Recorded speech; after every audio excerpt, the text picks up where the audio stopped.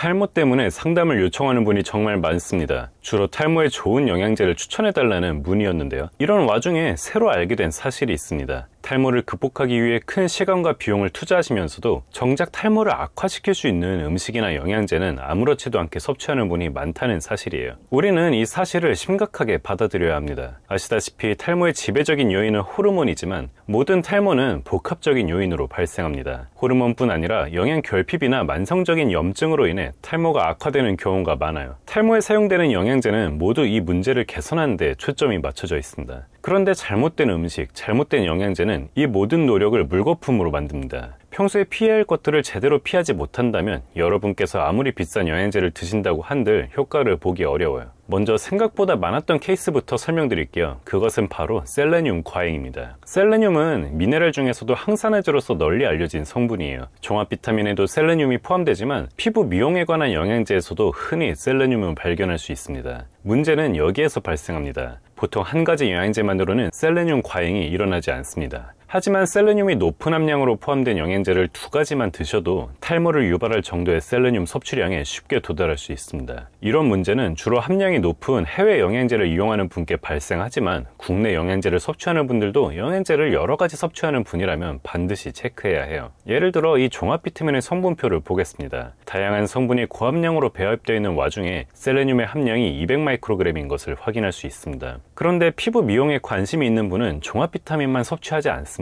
또 다른 항산화제를 곁들이는 경우가 많고 셀레늄은 항산화제의 단골 성분이에요. 200마이크로그램의 셀레늄이 단독으로 포함된 제품을 구매하는 분도 많고 아니면 200마이크로그램의 셀레늄에 다른 성분이 복합된 제품을 섭취하는 분도 있습니다. 아까 말씀드린 종합 비타민과 이 셀레늄 제품을 함께 섭취하면 하루에 400마이크로그램의 셀레늄을 섭취하게 됩니다. 너무 높은 용량입니다. 상한량이에요. 400마이크로그램 이상의 셀레늄을 매일 섭취하는 경우 다양한 부작용이 있습니다만 손톱이 쉽게 깨지고 탈모가 가속화됩니다. 상담을 하면서 생각보다 쉽게 셀레늄 과잉 사례를 볼 수 있었습니다. 여러분께서 여러 종류의 영양제를 섭취 중이시라면 특히 항산화제를 즐겨 드신다면 반드시 체크해야 합니다. 자, 셀레늄만큼 쉽게 볼 수 있는 사례는 아니지만 비타민 A도 주의해야 합니다. 종합 비타민 같은 일반적인 영양제 구성으로는 비타민 A 과잉이 잘 나타나지 않지만 고함량의 비타민 A 영양제를 별도로 섭취하는 경우에는 주의해야 해요. 주로 피부 트러블을 개선하기 위한 목적으로 섭취하는 분이 많습니다. 비타민 A의 상한 섭취량은 1일 10,000IU로 알려져 있습니다만 과거 사례에서 5,000IU 제품을 3년가량 장기간 섭취하면서 점차 탈모가 심해졌던 경우가 있었고 50,000IU 제품의 경우 3개월가량만 섭취해도 탈모가 악화되는 것으로 보고되었습니다. 비타민 A는 가능하면 결핍을 막을 정도의 용량,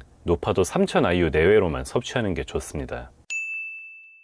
자, 이제 식품을 살펴보겠습니다. 지금부터 말씀드릴 음식을 평생 끊어야 한다고는 말씀드리지 않겠습니다. 다만 매일 드시던 것을 이틀에 한 번으로 줄이고 일주일에 한 번 드시던 것을 한 달에 한 번으로 줄이는 식으로 한 번씩만 참아주는 노력만 해주셔도 여러분의 모발에 큰 도움이 될 것입니다. 첫 번째는 바로 콜라와 사이다입니다. 그리고 비슷한 모든 탄산음료하고 과당이 잔뜩 첨가된 과일 주스도 주의해야 합니다. 이 음료들의 공통점은 바로 단순당이에요. 단순당은 별다른 분해 과정 없이 바로 우리 몸에 흡수되어 급격하게 혈당을 높이는 형태의 당을 의미합니다. 이런 단순당이 포함된 음료는 각종 심장 질환의 원인이 되기도 하지만 두피에도 상당히 안 좋습니다. 염증을 유발하는 것은 물론 피지 분비를 촉진하기 때문이에요. 피지는 원래 두피 건강에 반드시 필요한 물질이지만 과도하게 분비될 때는 오히려 염증으로 이어질 수 있습니다. 탈모의 큰 원인 중 하나예요. 주의해야 할 것은 콜라나 사이다뿐이 아닙니다. 단순당이 잔뜩 첨가되어 있는 사탕이나 케이크, 도너츠, 쿠키, 그리고 쌀밥이나 파스타, 밀가루빵 같은 정제된 곡류를 통해 만들어진 음식도 마찬가지로 주의해야 합니다. 정 콜라나 사이다를 드시고 싶으시다면 제로 칼로리 제품을 선택하세요. 혈당을 크게 높이지 않는 만큼 두피는 물론 전방위적인 건강의 측면에서 기존의 탄산음료보다 훨씬 낫습니다. 과일 주스 같은 경우에는 100% 착즙된 제품은 크게 문제되지 않습니다. 과당은 많이 포함되어 있지만 그것을 상쇄할 정도로 건강에 유익한 비타민이나 플라보노이드를 함께 섭취할 수 있어요.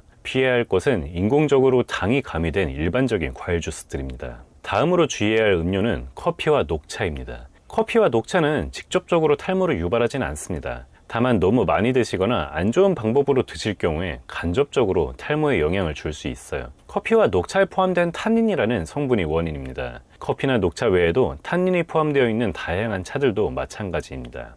탄닌은 영양소 흡수를 방해합니다. 특히 철분의 흡수율을 크게 낮추는 것으로 알려져 있어요. 탄닌이 포함되어 있는 음료를 식사와 함께 또는 식사 직후에 섭취할 경우 철분의 흡수율을 적게는 20%에서 높게는 90% 가까이 낮추는 것으로 나타났습니다. 따라서 여러분은 커피나 녹차를 마시려면 식사 직후에 드시기보다 식사 후 적어도 1시간 정도는 기다렸다가 섭취하는 것이 좋습니다. 물론 커피나 녹차로 인한 영양 결핍은 흔하진 않습니다. 평소에 식사를 잘 챙겨 드시는 분이라면 하루 한 잔 정도의 커피를 식사와 함께 섭취한다고 해서 딱히 결핍이 일어나지 않아요. 하지만 식사를 골고루 하지 못하고 인스턴트 음식 위주로 섭취하는 분이라면 주의해야 합니다. 약간의 영양 흡수 간섭만으로도 여러분의 탈모를 악화시킬 수 있어요. 다음으로 주의해야 할 것은 염증을 유발하는 대표적인 음식인 튀김과 적색육입니다. 치킨이나 돈가스 같은 튀김 요리는 물론 소고기나 돼지고기 같은 적색육도 자주 드신다면 두피에 좋을 것이 없습니다. 앞서 설명드린 단순당과 마찬가지로 염증을 유발하고 피지 분비를 촉진할 수 있기 때문이에요. 아니, 튀김 요리는 100번 양보해서 줄이더라도 소고기나 돼지고기를 어떻게 줄이냐고 하실 수 있는데 맞는 이야기입니다. 줄이기 쉽지 않아요. 하지만 이런 적색육은 탈모뿐 아니라 심장과 혈관 건강에도 장기적으로는 악영향을 줍니다. 건강에 좋은 고기는 닭고기 같은 백색육과 등푸른 생선이에요. 평소에 소고기와 돼지고기를 챙겨 드실 타이밍에 한 번씩만이라도 닭고기나 생선으로 대신 끼니를 때워보세요. 이런 작은 변화가 염증 개선에 도움이 되고 더 나아가 탈모는 물론 혈관 확장 그리고 더 나은 컨디션으로 이어집니다. 술이나 담배도 당연히 두피에 좋지 않습니다. 이 부분은 자세히 설명드릴 필요가 없을 것 같아요.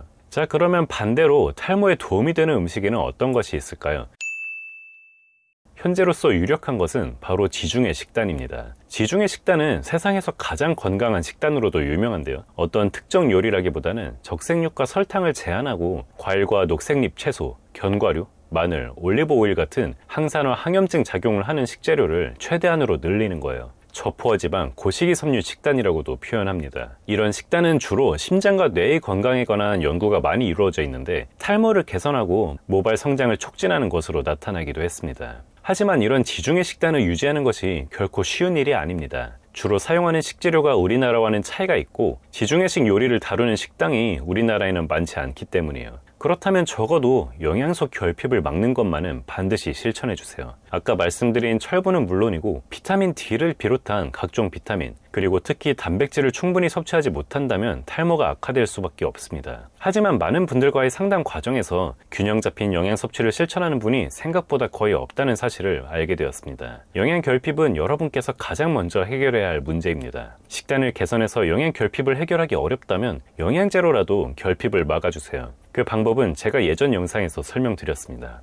다만 만약 여러 영양제를 세팅하기 복잡하시다면 영양 공급을 목적으로 하는 탈모 영양제를 시도하는 것도 방법입니다. 만약 여러분께서 섭취 중이신 영양제가 탈모를 유발하진 않을지 혹은 탈모가 아니더라도 어떤 부작용이든 여러분께 해가 될 우려가 있는 제품인지 궁금하시다면 언제든 제 상담 톡방을 통해 문의주세요. 영양제에 관한 상담이나 혹은 제가 답해드릴 수 있는 이야기라면 어떤 것이든 답변드리고 있습니다. 제가 일정상 답변이 다소 늦을 수는 있지만 그래도 모두에게 답변드리고 있으니 편하게 문의주세요.